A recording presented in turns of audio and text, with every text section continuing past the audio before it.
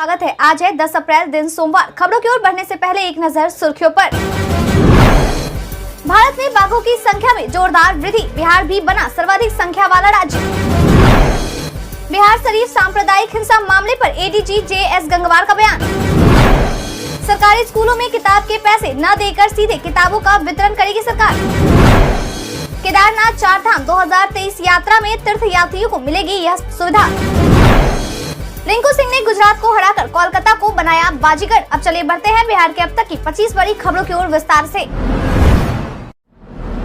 इसरो में नौकरी पाने का सुनहरा मौका। भारतीय अंतरिक्ष अनुसंधान संगठन यानी कि इसरो के द्वारा इसरो प्रोपल्शन कॉम्प्लेक्स महेंद्रगिरी में तकनीशियन, तकनीकी असिस्टेंट सहित कई पदों को मिलाकर कुल 63 पदों के लिए भर्ती का रिक्रूटमेंट नोटिफिकेशन जारी किया गया है। बता दें कि इसरो में नौकरी पाने के लिए तकनीशियन BSSLC, SSC मैट्रिक पास होने के साथ NTC या NAC के अलावा NCVT से फीडर ट्रेड में ITI का सर्टिफिकेट होना चाहिए। इसके अलावा तकनीकी असिस्टेंट और मैकेनिकल इंजीनियरिंग प्रोडक्शन में प्रथम श्रेणी का डिप्लोमा होना भी अनिवार्य है। इच्छुक और योग्य उम्मीदवार आवेदन करने के लिए www.isro.gov.in/careers पर जाकर 24 अप्रैल तक आवेदन कर सकते हैं। अब आपके वाहन और आवास का कोड भी जाति जनगणना में हुआ तय। अब राज्य सरकार लोगों के रहन सहन की स्थिति भी जाति आधारित जनगणना के माध्यम से पता करेगी। जो लोग आवासहीन और बेघर है, उन परिवारों की जानकारी भी राज्य सरकार द्वारा इकट्ठा की जाएगी। साथ ही साथ किन किन घरों में मोटर वाहन और अन्य सुविधाएं उपलब्ध है, इसकी जानकारी भी राज्य सरकार इकट्ठा करेगी। बता दें कि जो लोग आवासहीन है या फिर वाहन रखने वाले हैं, उन लोगों का कोड भी जाति आधारित जनगणना में तय किया गया है। इसमें जिन लोगों का घर नहीं है, उन लोगों को आवासहीन श्रेणी में सरकार के द्वारा रखा जाना है और ऐसे लोगों के लिए जातिगत जनगणना में कोड 5 का निर्धारण किया गया है। आवासहीन लोगों की श्रेणी में वे सभी लोग आएंगे जो स्टेशन, सड़क या फुटपाथ के किनारे प्लास्टिक या फिर टेंट का घर बनाकर रह रहे हैं। वहीं वासहीन लोगों की श्रेणी में खपड़ैल मकान और झोपड़ी में रहने वाले लोग शामिल हैं। वहीं पक्के मकान में रहने वाले लोगों की श्रेणी में ईंट, पत्थर, सीमेंट और कंक्रीट के मकान में रहने वाले लोगों को रखा गया है। बताते चले कि इन सब श्रेणी के मकान में रहने वाले लोगों के लिए सरकार द्वारा जातिगत जनगणना में कोड निर्धारित किए गए हैं। बता दें कि पक्का मकान जहां 2 या फिर 2 से ज्यादा कमरे हैं, उसके लिए एक पक्का मकान 1 कमरा का कोड 2, खपड़ैल 3, छत के लिए कोड 3, झोपड़ी के लिए 4 और आवासहीन को कोड 5 दिया गया है। बिहारी बर्थडे स्पेशल में आज हम बात करेंगे कविता रॉय के बारे में। कविता रॉय का जन्म आज ही के दिन यानी कि 10 अप्रैल को ही 1980 में हुआ था। बता दें कि इनका जन्म बिहार के हाजीपुर में हुआ था। यह एक पूर्व भारतीय महिला क्रिकेटर खिलाड़ी हैं। आपकी जानकारी के लिए बता दें कि इनका उपनाम पॉली है। ये भारत की टीम के लिए एक दिवसीय अंतर्राष्ट्रीय क्रिकेट मैच खेला करती थी और ये गेंदबाजी और बल्लेबाजी दोनों किया करती थी। मालूम हो कि दाहिने हाथ बल्लेबाज थी और मध्यम तेज गेंदबाजी करती थी। 15 दिसंबर वर्ष 2000 में कविता रॉय ने भारतीय टीम की ओर से भारत बनाम श्रीलंकाई पहला मैच में खेला।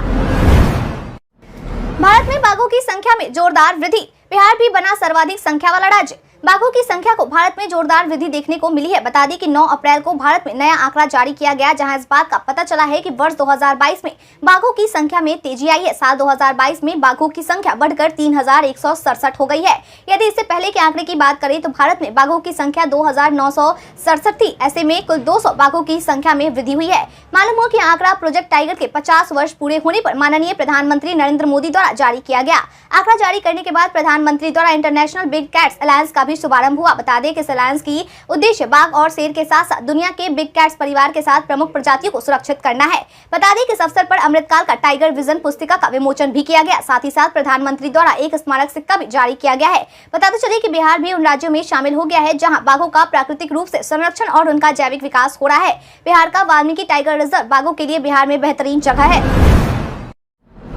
बिहार शरीफ सांप्रदायिक हिंसा मामले पर एडीजी जे.एस. गंगवार का बयान। रामनवमी जुलूस के दौरान बिहार शरीफ में हुए सांप्रदायिक हिंसा को लेकर बिहार पुलिस मुख्यालय के द्वारा एक बड़ी सफलता हासिल की गई है। बता दें कि बिहार पुलिस मुख्यालय एडीजी जे.एस. गंगवार के द्वारा दी गई जानकारी के अनुसार इस हिंसा से जुड़े 5 अपराधियों को पुलिस के द्वारा गिरफ्तार कर लिया गया है और साथ ही 2 अपराधी ऐसे हैं जिन्होंने खुद आगे आकर पुलिस के सामने सरेंडर किया। इसके साथ ही उन्होंने यह भी बताया है कि प्राथमिकी दर्ज में यह खुलासा हुआ है कि आरोपी के द्वारा एक विशेष व्हाट्सएप ग्रुप बनाकर लोगों को सांप्रदायिक हिंसा के लिए उकसाने का काम किया गया था। इस मामले को लेकर अब तक कुल 20 लोगों के खिलाफ FIR दर्ज की गई है। बता दें कि जिन 5 लोगों की गिरफ्तारी की गई है उनकी पहचान मनीष कुमार, सुसार कुमार तांती, धर्मेंद्र मेहता, भूपेंद्र सिंह राणा और निरंजन पांडे के रूप में की गई है। वहीं जिन 2 अपराधियों के द्वारा खुद को सरेंडर किया गया है उनकी पहचान कुंदन कुमार और कृष्णा कुमार के रूप में की गई है। आज हम पर्यटन स्थल में बात करेंगे पावापुरी के बारे में। अगर आप जानना चाहते हैं कि पावापुरी भारत में किस स्थान पर है, तो हम आपको बता दें कि पावापुरी बिहार में नालंदा जिले के राजगीर और बोधगया के समीप स्थित एक प्रमुख पर्यटन स्थल है। ग्रंथों के हिसाब से माना जाता है कि इस पावापुरी स्थल पर ही भगवान महावीर को मोक्ष की प्राप्ति हुई थी। बता दें कि पावापुरी का जल मंदिर बहुत ही खूबसूरत है, जिसके चारों तरफ पानी है, जहाँ से आप सूर्योदय और सूर्यास्त का खूबसूरत नजारा देख सकते हैं। मालूम हो कि यह मंदिर अपने आप में बहुत ही अद्भुत तरीके से बनाया गया है, जिसे देखने व भगवान जी के दर्शन करने के लिए काफी संख्या में पर्यटक यहां आना पसंद करते हैं। बता दें कि संपूर्ण शहर कैमूर की पहाड़ी पर बसा हुआ है। यहां पर आप समासोरन मंदिर, मोक्ष मंदिर और नया मंदिर भी देख सकते हैं। यह जैन धर्म के मतावलंबियों के लिए एक अत्यंत पवित्र शहर है। बड़ा हादसा टला, बक्सर के पास बेपटरी हुई मालगाड़ी। बक्सर और मुगलसराय पटना हावड़ा के बीच रविवार के दिन दिल्ली हावड़ा मेन लाइन पर एक मालगाड़ी के बेपटरी हो जाने से रेल परिचालन का ठप हो गई। बता दें कि यह हादसा डुमराव के नजदीक हुआ, जहां मालगाड़ी के 8 डब्बे बेपटरी हो गए। वीरेंद्र कुमार, जो कि पूर्व मध्य रेल के मुख्य जनसंपर्क अधिकारी है, उनके द्वारा इस बात की जानकारी दी गई है कि दानापुर मंडल के आड़ा बक्सर रेलखंड के बीच डुमराव स्टेशन के पास डाउनलोड लाइन पर 11:52 पर एक मालगाड़ी के 3 वैगन बेपटरी हो गए। इस कारण डाउन लाइन पर ट्रेनों का परिचालन बाधित हो गया। सरकारी स्कूलों में किताब के पैसे न देकर सीधे किताबों का वितरण करेगी सरकार। अप्रैल का महीना शुरू है और अब जल्द ही सरकारी स्कूलों में भी नए सत्र की शुरुआत होने वाली है, जहां निःशुल्क किताबों के वितरण कार्य का निर्देश शिक्षा विभाग की तरफ से दिया गया है। बता दें कि सरकारी स्कूलों में पढ़ने वाले बच्चों को इसी महीने नए किताब मिल जाएंगे। इसकी जानकारी शिक्षा विभाग की तरफ से दी गई है। मालूम हो कि इससे पहले सरकार की तरफ से किताबों के पैसे सरकारी स्कूल में पढ़ने वाले बच्चों के अकाउंट में सीधे भेजे जाते थे, लेकिन अब सरकार पैसे न देकर पुस्तक का वितरण करवा रही है। मेरी जानकारी के अनुसार राज्य कार्यालय से जिला मुख्यालय के लिए किताबें भेजी जा रही है, फिर यहाँ से किताबों का प्रखंड स्तर पर भेज दिया जाएगा। वर्ष 2024 तक सौर ऊर्जा के क्षेत्र में बिहार हासिल करेगा बड़ा लक्ष्य। खुद के सोलर पावर प्लांट की स्थापना बिहार में नवीन एवं नवीकरणीय ऊर्जा के तहत की जा रही है। नीतीश कुमार अक्सर इसी तरह के पावर प्लांट को असली बिजली कहते हैं। साल 2024 तक एक आकलन के मुताबिक 600 मेगावाट तक सौर ऊर्जा बिहार की सोलर ऊर्जा उत्पादन इकाई से उपलब्ध होगी। वर्तमान में बिहार को 760 मेगावाट बिजली solar energy corporation of India के साथ हुए एक करार के तहत मिल रही है। ऐसे में यह साफ है कि बिजली की कुल उपलब्धता बिहार में सौर ऊर्जा का हिस्सा लगभग 1400 मेगावाट तक पहुंच जाएगी। साथ ही साथ राजगीर, बोधगया, पटना और बिहार के महत्वपूर्ण पर्यटक स्थलों पर बिजली की आपूर्ति सौर ऊर्जा के माध्यम से 24 घंटे मिलेगी। विदाई समारोह पर शिक्षिका और छात्राओं के रिश्ते का अनोखा वीडियो हो रहा वायरल। बिहार के मधेपुरा में सरकारी स्कूल का एक ऐसा वीडियो वायरल हो रहा है, जहां स्कूल की छात्राएं अपनी शिक्षिका से लिपटकर रोती हुई नजर आ रही हैं। बता दें कि यह वीडियो मधेपुरा में स्थित उत्क्रमित मध्य विद्यालय मानिकपुर के 8वीं क्लास के बच्चों के विदाई समारोह का था। नजारा इतना भावुक था कि वहां मौजूद हर शख्स की आंखें नम थी। विदाई समारोह के साथ साथ विद्यालय के 61 वर्ष पूरे होने पर विद्यालय के वार्षिकोत्सव समारोह का आयोजन भी किया गया था। जिस प्रकार छात्राएं और शिक्षिका एक दूसरे से लिपटी थी, यह एक अनोखे रिश्ते का प्रदर्शन कर रहा था। स्कूल में आयोजित हुए समारोह पर सांस्कृतिक कार्यक्रम की प्रस्तुति भी बखूबी देखने को मिली। बारिश हो या गर्मी, अब राज्य में नहीं होगी बिजली की समस्या। अक्सर बिहार में पड़ने वाली भीषण गर्मी या फिर मानसून की तेज बारिश में बिजली आपूर्ति बाधित होने की समस्या देखने को मिलती है, लेकिन इस बार south Bihar power distribution company limited बिजली कंपनी द्वारा यह दावा किया गया है कि इस बार इस प्रकार की कोई भी समस्या देखने को नहीं मिलेगी। बता दें कि पेशू, जीएम सहित सभी बिजली आपूर्ति अंचलन के अधीक्षण अभियंताओं को यह टास्क कंपनी के निदेशक विजय कुमार द्वारा सौंपा गया है। टास्क को सौंपते हुए निदेशक द्वारा सख्त आदेश दिया गया है कि गर्मी हो या बरसात या फिर आने वाले त्योहारों में बिजली आपूर्ति की व्यवस्था किसी भी प्रकार से बाधित नहीं होनी चाहिए। यदि किसी प्रकार से बिजली आपूर्ति करने में किसी प्रकार की बाधा आती है तो कम से कम समय में बिजली की आपूर्ति पुनः बहाल की जाए। मिली जानकारी के अनुसार निदेशक द्वारा दिए गए इन आदेशों को 1 जून 2023 से 30 नवंबर 2023 तक सख्ती से अमल किया जाना है। केदारनाथ चार धाम 2023 यात्रा में तीर्थ यात्रियों को मिलेगी यह सुविधा। अगर आप भी 2023 में चार धाम यात्रा पर जाने वाले हैं तो किसी भी तरह की टेंशन लेने की जरूरत नहीं है, क्योंकि अब यात्रियों को उत्तराखंड सरकार की ओर से कई सुविधाएं दी जाएंगी। दरअसल बीकेटीसी के सीईओ योगेंद्र सिंह के द्वारा दी गई जानकारी के अनुसार केदारनाथ धाम में तीर्थ यात्रियों के जरूरी सामान के साथ मोबाइल आदि को सुरक्षित रखने के लिए क्लॉक रूम स्थापित करने की तैयारी की जा रही है। बीकेटीसी ट्रायल के साथ ही मंदिर परिसर में यात्रियों के प्रमुख मार्ग को निर्धारित होते ही इस योजना पर काम शुरू हो जाएगा। आपकी जानकारी के लिए बता दें, केदारनाथ धाम की यात्रा की शुरुआत आगामी 25 अप्रैल से होने वाली है। ऐसे में जिलाधिकारी मयूर दीक्षित के द्वारा केदारनाथ धाम का निरीक्षण कर पैदल मार्ग और केदारनाथ धाम में होने वाले सभी कार्यों को 15 अप्रैल तक हर हाल में पूरा करने का निर्देश दे दिया गया है। इसके साथ ही सुलभ इंटरनेशनल को यात्रा मार्ग के साथ ही धाम में पर्याप्त शौचालय निर्माण को भी जल्द से जल्द पूरा करने का निर्देश दिया गया है। इसके अलावा जल संस्थान को पानी की आपूर्ति बहाल करने, घोड़ा खतरों के लिए चढ़ी आदि की व्यवस्था करने के भी निर्देश दिए गए हैं। प्रधानमंत्री किसान संपदा योजना को लेकर पशुपति पारस ने कही ये बात। केंद्रीय मंत्री पशुपति कुमार पारस के द्वारा प्रधानमंत्री के 9 वर्ष पूरा होने को लेकर पत्रकारों से बातचीत करते हुए बिहार में प्रधानमंत्री किसान संपदा योजना को लेकर जानकारी देते हुए बताया गया कि इस योजना के तहत 14 परियोजनाएं जिनमें 87.30 करोड़ रुपए की लागत से 2 मेगा फूड पार्क, 58 करोड़ रुपए की लागत से 6 कोल्ड चेन, 7.90 करोड़ रुपए की लागत से 1 मिनी फूड पार्क और 5 फूड प्रोसेसिंग यूनिट पर काम किया जा रहा है। उन्होंने बताया कि प्रधानमंत्री सूक्ष्म फूड प्रोसेसिंग उद्यम उन्नयन योजना के अंतर्गत सभी 38 जिलों के लिए एक जिला एक उत्पाद के अंतर्गत मखाना, लीची, आलू, केला, पपीता, बेसन और सत्तू चावल आधारित उत्पाद आदि की पहचान कर ली गई है। सरकार की ओर से उनको प्रोत्साहन देने के लिए हर संभव प्रयास किए जा रहे हैं। उन्होंने बताया कि प्रधानमंत्री सूक्ष्म फूड प्रोसेसिंग उद्यम उन्नयन योजना के अंतर्गत बिहार में 2936 सूक्ष्म लोन सब्सिडी अनुमोदित किया जा चुका है। बिहार में अगले हफ्ते से लू चलने के आसार। बिहार में तपती गर्मी ने असर दिखाना शुरू कर दिया है। दिन में अधिकतम तापमान जिस तरह से ऊपर जा रहा है उसको देखकर ऐसा लगता है कि वह दिन अब दूर नहीं जब लू जैसे हालात बन जाए। पटना मौसम विभाग के द्वारा भी भीषण गर्मी को लेकर अलर्ट जारी कर दिया गया है। इसके मुताबिक बिहार की राजधानी पटना में अगले हफ्ते से हीट वेव के पहले फेज की शुरुआत हो जाएगी। पटना मौसम विज्ञान विभाग के द्वारा की गई भविष्यवाणी के अनुसार 15 अप्रैल से पटना समेत राज्य के कई जिलों के तापमान में वृद्धि होने की संभावना है। हाल के दिनों में बारिश या बादल के हालात नजर नहीं आ रहे, ऐसे में अधिकतम तापमान ऊपर जाएगा। पटना मौसम विज्ञान केंद्र के निदेशक विवेक सिन्हा के द्वारा दी गई जानकारी के अनुसार 15 अप्रैल के बाद अधिकतम तापमान 40 डिग्री सेल्सियस के ऊपर जाने के आसार है। ऐसे में लोगों को अलर्ट रहने की जरूरत है। भूमिगत टनल को खोदने के लिए 7 टीबीएम की होगी जरूरत। नगर विकास एवं आवास विभाग के अपर मुख्य सचिव सह पटना मेट्रो रेल कॉर्पोरेशन के एमडी और 19 नगर विकास एवं आवास विभाग के अपर मुख्य सचिव से पटना मेट्रो रेल कॉर्पोरेशन के एमडी अरुणीश चावला के द्वारा दी गई जानकारी के अनुसार पटना मेट्रो के पहले कॉरिडोर की भूमिगत टनल की खुदाई के लिए दूसरे कॉरिडोर के मुकाबले में 6 से 7 टनल बोरिंग मशीन की जरूरत होगी। बता दें कि टनल बोरिंग मशीन को विदेश से मंगवाया जाएगा। उन्होंने बताया कि पटना मेट्रो की भूमिगत रेल की खुदाई के लिए 10 से 11 टीबीएम मशीन की जरूरत होगी, जिसमें पहले चरण के कॉरिडोर 2 के लिए खुदाई का कार्य प्रारंभ हो चुका है। बता दें कि पहले चरण के कॉरिडोर 2 की खुदाई का कार्य 4 टीबीएम की जरूरत से पूरा किया जाएगा, जिनमें से 2 टीबीएम को पटना पहुंचा दिया गया है, तो वहीं बाकी बचे 2 टीबीएम पटना आने बाकी है। यही कारण है कि कॉरिडोर 1 में टनल की खुदाई के लिए अधिक टीबीएम की आवश्यकता होगी। राबड़ी आवास पर आरजेडी के इफ्तार पार्टी में पहुंचे ये नेता। बीते दिन यानी कि 9 अप्रैल को बिहार की पूर्व मुख्यमंत्री राबड़ी देवी के 10 सर्कुलर रोड स्थित आवास पर आरजेडी की ओर से दावत ए इफ्तार का आयोजन किया गया था, जिसमें महागठबंधन के सभी वरिष्ठ नेताओं की मौजूदगी रही। वहीं रोजेदारों का स्वागत बिहार के उप मुख्यमंत्री तेजस्वी यादव के द्वारा किया गया। बता दें कि बीते दिन हुए इफ्तार पार्टी में जो नेता मौजूद रहे उनमें बिहार के मुख्यमंत्री नीतीश कुमार के साथ बिहार विधानसभा के अध्यक्ष, विधान परिषद के सभापति, विभिन्न विभागों के मंत्री, पूर्व सीएम जीतन राम मांझी, लोजपा रामविलास के अध्यक्ष चिराग पासवान, जन अधिकार पार्टी के अध्यक्ष राजेश रंजन उर्फ पप्पू यादव सहित कई प्रमुख नेता के नाम शामिल है। मालूम हो कि पूर्व सीएम राबड़ी देवी और उप मुख्यमंत्री तेजस्वी यादव स्वयं आगंतुकों का स्वागत कर रहे थे।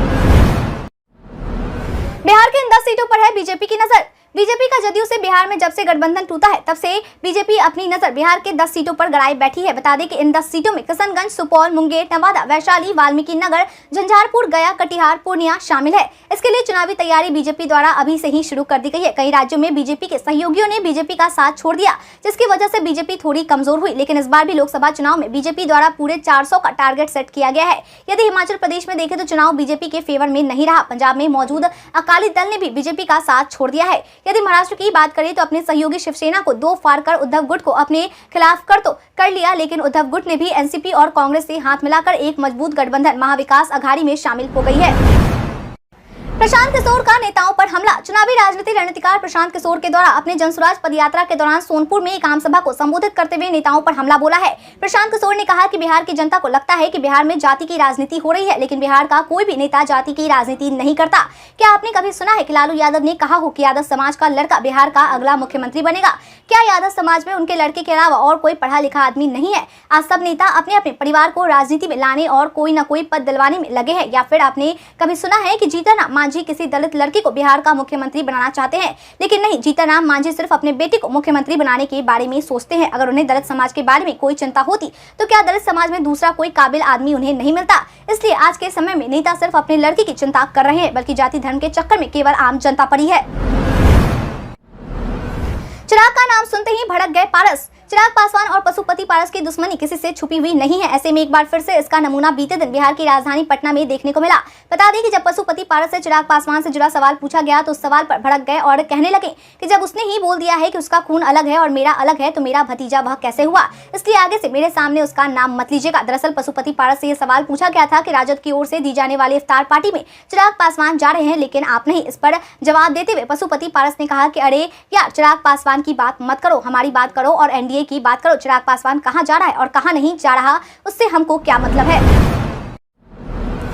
बिना दफ्तरों के चक्कर लगाए पीएफ अकाउंट से ऐसे निकाले पैसे।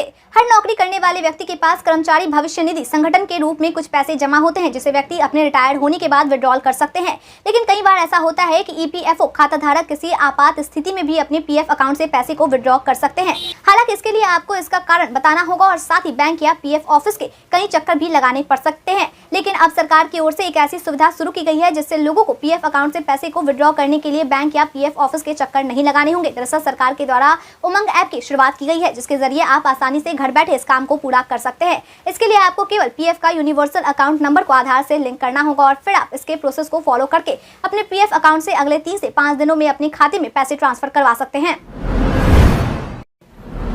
रिंकू सिंह ने गुजरात को हराकर कोलकाता को बनाया बाजीगर। बीते दिन आईपीएल 2023 के 16वें सीजन के 13वें मुकाबले में कोलकाता नाइट राइडर्स और गुजरात टाइटंस के बीच अहमदाबाद के नरेंद्र मोदी स्टेडियम में हाई वोल्टेज गेम खेला गया। बता दें कि बीते दिन हुए इस मैच में केकेआर ने गुजरात के खिलाफ 3 विकेट से जीत दर्ज की। मालूम हो कि केकेआर की ओर से रिंकू सिंह ने 21 गेंदों पर 48 रन बनाकर गुजरात से उनकी जीत छीन ली। बता दें गुजरात टाइटंस के द्वारा टॉस जीतकर पहले बल्लेबाजी करने का फैसला लिया गया था, जिसके तहत गुजरात की ओर से कोलकाता के सामने 20 ओवर की समाप्ति के बाद 204 रन का विशाल लक्ष्य खड़ा किया गया, जिसका पीछा करते हुए 20 ओवर में 207 रन बनाकर 3 विकेट से कोलकाता ने जीत दर्ज कर ली।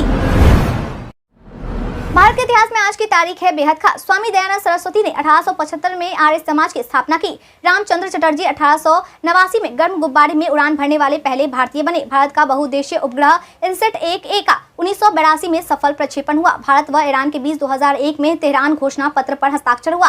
केरल के कोल्लम जिले के पुत्तलिंग मंदिर में 2016 में लगे भीषण आग से करीब 110 लोगों की मौत हुई, 300 से ज्यादा लोग घायल हुए। बंगाल के प्रमुख कांग्रेसी नेता महात्मा गांधी जी के अनुयायी और स्वतंत्रता सेनानी प्रफुल्ल चंद्र सेन के 1897 में जन्म हुआ। भारतीय उद्योगपति घनश्याम दास बिरला का 1894 में जन्म हुआ। स्वतंत्रता पूर्व भारत के प्रतिष्ठित संपादकों तथा उदारवादी दल के संस्थापकों में से एक CY चिंतामणि का 1880 में जन्म हुआ। परमवीर चक्र सम्मानित भारतीय सैनिक मेजर धन सिंह थापा का 1928 में जन्म हुआ। हिंदुस्तानी शास्त्रीय परंपरा की प्रमुख गायिकाओं में से एक और जयपुर घराने की अग्रणी गायिका किशोरी अमोनकर का 1931 में जन्म हुआ। बालखंड में आज हम बात करेंगे साइबर स्वच्छता केंद्र के बारे में। सोशल मीडिया पर कई सूचनाएं वायरल होती है लेकिन सभी सच हो ये जरूरी नहीं है। इसी कड़ी में आज हम बात करेंगे साइबर स्वच्छता केंद्र के बारे में। दरअसल पीआईबी ने अपने ट्वीट में लिखा है कि हाँ, भारत सरकार ने नेटवर्क और सिस्टम को नुकसान पहुंचाने वाले मालवेयर और बॉटनेट की जांच के लिए साइबर स्वच्छता केंद्र की स्थापना की है। पीआईबी ने अपने ट्वीट में आगे लिखा है कि यह केंद्र गवर्नमेंट ऑफ इंडिया मीटी के डिजिटल इंडिया का हिस्सा है, जिसका लक्ष्य सुरक्षित साइबर स्पेस बनाना और बॉटनेट संक्रमण की पहचान करना है। व्हाट्सएप चैनल्स फीचर जल्द हो सकता है पेश। व्हाट्सएप पर नजर रखने वाली online platform WA beta info के द्वारा प्ले स्टोर पर उपलब्ध एंड्रॉइड 2.38.8.6 अपडेट के लिए नए व्हाट्सएप बीटा में चैनल फीचर को स्पॉट किया गया है। ये नया फीचर इन्फॉर्मेशन को ब्रॉडकास्ट करने के लिए काम आएगा। रिपोर्ट में कहा गया है कि व्हाट्सएप पर चैनल स्टेटस टैब के भीतर एक अलग और ऑप्शन सेक्शन के रूप में उपलब्ध होंगे। इस सेक्शन को अपडेट कहा जाएगा। भविष्य में स्टेटस टैब में स्टेटस अपडेट के लिए एक नया इंटरफेस होगा। प्राइवेसी के मामले में व्हाट्सएप चैनल यूजर के फोन नंबर और अन्य जानकारी का खुलासा नहीं करेगा, लेकिन एक चैनल के भीतर receive message end to end encrypted नहीं होंगे। इसके अलावा WA बीटा इन्फो का कहना है कि कोई भी ये नहीं देख पाएगा कि वे किसे फॉलो करते हैं और उन्हें किससे कांटेक्ट में जोड़ा है। व्हाट्सएप चैनल हैंडल को भी सपोर्ट करेगा ताकि यूजर व्हाट्सएप के भीतर अपना यूजर नेम दर्ज करके एक स्पेशल व्हाट्सएप चैनल का सर्च कर सके।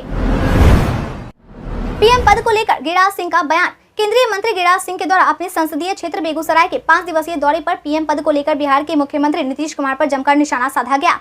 उन्होंने कहा कि सीएम नीतीश पीएम बनने के मुंगेरी लाल के हसीन सपने देख रहे हैं और इसके लिए वे दावत इफ्तार और मौलाना टोपी पहनने में व्यस्त है। उन्होंने कहा कि नीतीश कुमार को मुंगेरी लाल के हसीन सपने देखने में से कौन रोक सकता है। उन्हें लगता है कि अगर वह मुसलमान को खुश कर देते हैं तो वह पीएम बन सकते हैं। बिहार के साथ पूरा देश नरेंद्र मोदी को 2024 में प्रधानमंत्री मान चुका है, इसलिए प्रधानमंत्री का पद खाली ही नहीं है। ऐसे में सीएम नीतीश कुमार को मुंगेरी लाल का हसीन सपना देखना बनता है। बीते दिन हमारा पूछे गए सवाल का आप लोगों में से बहुत लोगों ने अपना जवाब हमें हमारे कमेंट सेक्शन बॉक्स में लिख कर दिया था। जिन्होंने हमारा पूछे गए सवाल का जवाब दिया है उनके नाम है सन्नी सहनी, कुश कुमार यादव, विपिन लाल वर्मा, श्वेता रॉय, रविशंकर, जवाहर यादव, अभिषेक राज, मोहम्मद सकीर हुसैन, मंजीव, पुरुषोत्तम झा, अतीक खान, सतीश आजाद, सुनील कुमार, विभा देवी, सुमित कुमार, विक्रम सिंह। इसके साथ ही बढ़ते हैं आज के सवाल की ओर। आज का सवाल है, आपके अनुसार बिहार में लोग किस मापदंड के आधार पर नेताओं को चुनाव में वोट देते हैं? आप अपना जवाब हमें हमारे कमेंट सेक्शन में लिखकर जरूर बताएं। आज के लिए इतना ही। बिहार के तमाम खबरों के साथ बने रहने के लिए देखते रहे बिहारी न्यूज और साथ ही अगर आप यूट्यूब से देख रहे हैं चैनल को सब्सक्राइब करना और अगर आप फेसबुक से देखें तो पेज को फॉलो करना ना भूलें।